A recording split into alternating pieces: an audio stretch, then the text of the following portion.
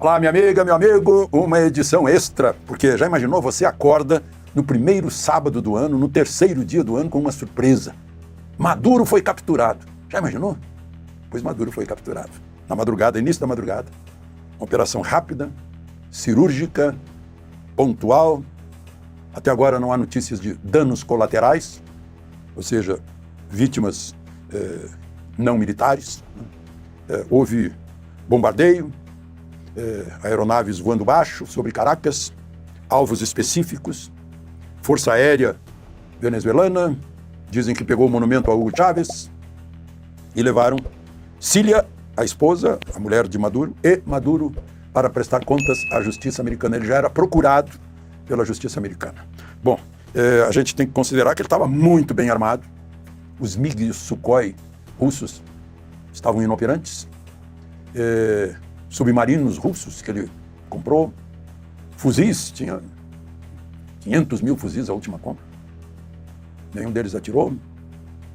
E segundo o Trump, ele foi posto no navio Iwo Jima, da Marinha. É semelhante ao nosso Atlântico, esse navio. O Atlântico é o maior navio da nossa Marinha. É multipropósito, né? Multifuncional. Ele serve como aeródromo, serve como transporte de tropas, serve para tudo. Serve para transportar Maduro num moletom algemado, com olhos e ouvidos vendados, o ouvido tapado e olho com óculos, né? Como essa foto aí que Trump liberou. E eu acho que ele, na hora que foi preso, ele estava de pijama, né? Esse moletom aí, talvez, ele vestiu ali no quarto. Não é a primeira operação dos americanos na América Latina nesse sentido. Já pegaram o general Noriega, que era um narcotraficante ditador do Panamá. Só que o Noriega demorou mais, ele se refugiou, imagina, na nunciatura apostólica. Aí puseram alto-falantes, infernizaram a vida dele, ele acabou se entregando, foi julgado nos Estados Unidos, já morreu até. E Saddam Hussein também foi capturado pelos americanos. Foi uma operação, digamos, ao estilo israelense de Entebbe. Rápida, precisa, não consta que tenha havido baixas do lado americano e alcançaram o objetivo. Falta capturar agora os demais generais envolvidos no narcotráfico, inclusive, principalmente, o Diosdado Cabello. Ele foi visto, fotografado, filmado, de capacete, de colete blindado, pregando a resistência. Não consta ter havido resistência. Bom, eu falei de não consta ter havido resistência, muita gente podia imaginar, puxa, pode dar guerra civil, metade da população apoiando a ditadura bolivariana e a outra metade apoiando as forças democráticas, lideradas pela Prêmio Nobel da Paz, Maria Corina. Eu postei logo cedo, primeiro postei a primeira lição que Maduro nos deixa é que não se deve fraudar a eleição. Ele fraudou a eleição, não adiantou. Pode pegar prisão perpétua agora. Fraudou a eleição na cara da gente, na cara de todo mundo. Segunda lição é que Maria Corina, Prêmio Nobel da Paz, certamente será a presidente da Venezuela. E vai ter um país com presidente Nobel da Paz. Ela fez uma carta, hoje, uma declaração escrita, de onde ela está, dizendo que deve assumir o embaixador Edmundo Gonçalves, que ganhou a eleição, como todo mundo viu. Ganhou a eleição e está exilado na Espanha. Ela não foi candidata porque foi tornada inelegível pela Suprema Corte, que trabalhava a favor da ditadura bolivariana de Maduro, né? Ganhando favores, claro. E aí, certamente, o Edmundo Gonçalves vai renunciar para que haja uma nova eleição e Maria Corina vai ser eleita. Eu cobri isso na Argentina, em que foi eleito o dentista Câmpora, enquanto Perón estava no exílio na Espanha, e Câmpora anunciava, né? Câmpora presidente, Perón al poder. Né? E aí ele assumiu a presidência, renunciou e Perón voltou e assumiu a presidência da Argentina. Talvez vá acontecer isso por lá. Agora, aí em Mar-a-Lago, na residência de veraneio na Flórida, Trump disse que os Estados Unidos vão garantir a paz na Venezuela. Entregou isso para o Marco Rubio, que é o secretário de Estado, filho de cubanos. Portanto, fala um bom espanhol para se entender com a Maria Corina, certamente. E Maria Corina sabe que ele tem um espanhol com sotaque cubano. Assim como as novas forças democráticas da Venezuela sabem muito bem distinguir o espanhol de um cubano do espanhol de um venezuelano. E já estão dando aviso. É bom que os que têm sotaque cubano saiam logo, porque eu acredito que uma das forças atacadas do ar pelos americanos foram algumas guarnições cubanas que davam segurança a Maduro e fizeram fiasco, né? Porque perderam feio. Né? Não protegeram a presa dos americanos. Trump diz que não vai arriscar, então, depois de décadas de ditaduras na Venezuela. Quer que assuma um governo democrático, que certamente será o de Maria Corina. Né? Avisou também que vai cuidar da Venezuela nesse interregno, nas mãos do filho de cubanos, Marco Rubio. E avisou, olha, a gente pode não parar por aqui. Chegou a lembrar do Petro, da Colômbia, que também está envolvido com o narcotráfico. Bom, eu disse que ia ser entregue para a Justiça, mais exatamente para a Justiça Federal, Distrito Sul de Nova York. O juiz se chama Alvin Hellerstein, ou Hellerstein, como os americanos pronunciariam. A ação contra Maduro já é de 2020. Ele já é considerado fugitivo. Tinha um prêmio para quem entregasse Maduro, 50 milhões de dólares. O governo americano economizou esse prêmio. Certamente não economizou porque deve ter gasto algo semelhante ou mais com a movimentação de tropa. Porque tinha 15 mil militares apostos, tinha e tem, para evitar um contra-ataque, uma resistência, uma reação dos pró-Maduro, do pessoal que agora está chefiado pelo Diosdado Cabello. Né?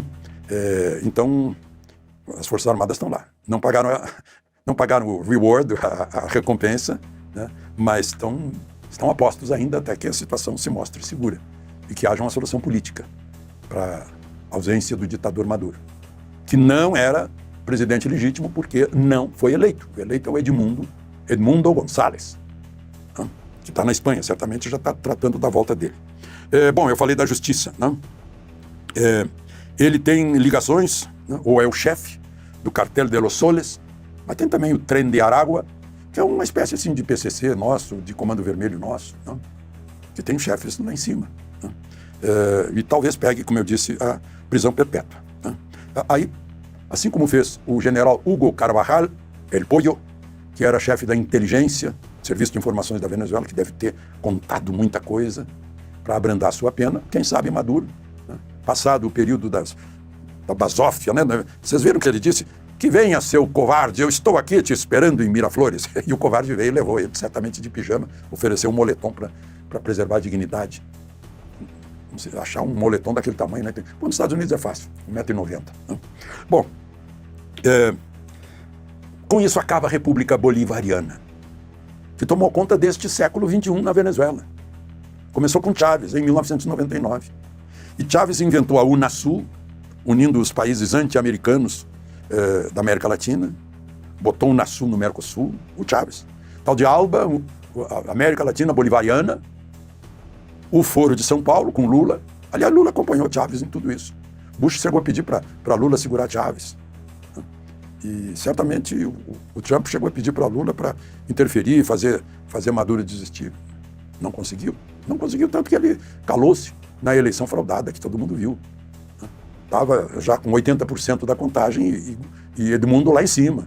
Aí ele terminou com tudo e se declarou vencedor. Né? E o Brasil, tá bom, é democracia relativa, como Lula explicou certa vez. E aí, o que a gente viu, né? Será que Maduro vai fazer uma delação para não ficar com prisão perpétua? Mas aí o que a gente viu agora na nota brasileira, declaração de Lula. Lula está lá na Marambaia, se não me engano, no belo litoral ao sul do Rio de Janeiro, convocou uma reunião no Itamaraty para as 10 horas, só que ele não foi. Nem o chanceler Mauro Vieira foi, que não estava em Brasília. Ele participou por videoconferência. Então, certo foi para fazer a nota dele. E a nota dele faria com que Boric, o esquerdista do Chile, saísse do Brasil de novo, salió enojado, quando viu Lula tentando vender Maduro para os demais presidentes que estavam naquela reunião, bem no início do terceiro mandato de Lula. Agora, de novo, Lula diz que é um vexame, como foi que ele disse? Violou o direito internacional, uma afronta gravíssima à soberania da Venezuela. O Brasil condena ações que poderiam ser tratadas com diálogo. Diálogo? Se ele tentou ser um mensageiro de Trump, pedindo para o Maduro cair fora, né? Foi o diálogo. O próprio Trump pediu, olha, caia fora que eu vou aí te buscar. E veio. Foi quando ele desafiou. Desafiou o Trump. Né? E o Trump aceitou o desafio. A eleição de 28 de julho de 2024. Foi um vexame à posição brasileira, que foi lá naquela reunião preparatória, numa ilha do Caribe, para decidir que iam fiscalizar a eleição democrática, quem vencer vai tomar posse. Coisa nenhuma. Né? O vencedor não tomou posse, teve que ir embora para a Espanha para não ser preso. Bom, a fronteira em Roraima não foi fechada. Está aberta. Agora os refugiados são outros, né? Será que virão os generais envolvidos no narcotráfico, que certamente serão perseguidos? Eu não acredito. Por enquanto Petro estiver na Colômbia, eles vão para a Colômbia. Tem ainda a facilidade da língua. Vamos atravessar a fronteira para a Colômbia. Se é que já não fizeram isso. A Guiana está tranquila, está em paz e deve ter festa em Georgetown. Porque cessou a ameaça de invasão da região de Essequibo em busca do petróleo, como se a Venezuela já não tivesse petróleo suficiente. A Venezuela era parte da OPEP. Né? E, no entanto, pobreza. Pobreza por quê? Venezuela, pobre Venezuela, durante todo o século XIX foram ditaduras. Século XX, metade ditadura, metade democracia. De 58 para frente foi democracia, 1958. Quando chegou em 99, assumiu Maduro, começou a República Bolivariana. Aí a fórmula, né, de populismo, demagogia, esquerda, pobreza. Não tem como. E, para controlar tudo isso, ditadura, autocracia, censura. Aí inventam motivos para unir o povo. Vamos invadir a Guiana. O território de Essequibo faz parte do mapa da Venezuela. Os americanos estão nos explorando, somos anti-americanos. Vamos arranjar quem são os nossos aliados. Cuba, Irã, Rússia, China. E o Brasil está aí. Agora, como fica o Brasil? Dia 11 de março, assume o Cast. Sai o Boric, no Chile. Então fica Argentina, Milei, Cast, Chile, Paraguai, Peru, Bolívia, Venezuela. O Uruguai não... o esquerdismo uruguaio é do norte da Europa. Não é essa coisa aqui latino-americana, né? Como não é do Chile. E aí fica o Brasil de Lula e a Colômbia de Petro. E os cubanos sem dar um pio, né? Vamos só falar. Vai haver declarações do Irã, já houve, da Rússia já houve, da China, de Cuba, tem que constar. Né? Assim como o Brasil fez, nota de repúdio. O pessoal adora. Né? Inventa rapidamente uma assembleia, vamos tirar uma nota de repúdio. Vai ficar por isso. Então, foi o fim de 12 anos de Maduro, fim de um quarto de século de ditadura bolivariana em que Maduro dividiu com Chávez. Fim de um período. Vamos observar. E tirar as lições para o nosso Brasil. Muitas delas já estavam embutidas nessa nossa conversa. De Brasília, edição extra, Alexandre Garcia.